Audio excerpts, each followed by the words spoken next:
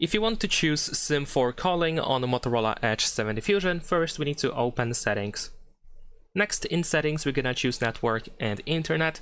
Then here, go to SIMs and Mobile Network. And then here we have the preferred SIM for calls. Now, if you have two SIMs active, then of course you should be able to have this section, and you can choose SIM number 1, SIM number 2, or Always Ask. Now, if you choose Always Ask, then your phone will allow you to decide which SIM you want to use when you try to call someone. Also in here, we should be able to find the Smart SIM option, which allows the phone to automatically assign the SIMs that you use to call people. So if you call the same contact or phone number 3 times, choosing always the same SIM, then that SIM is going to be assigned to that contact. So then whenever you call that contact, automatically your phone will pick the SIM for you. There is also assign SIM to contacts, so you can see which SIMs are assigned to specific contacts, and of course you can make changes in here if necessary.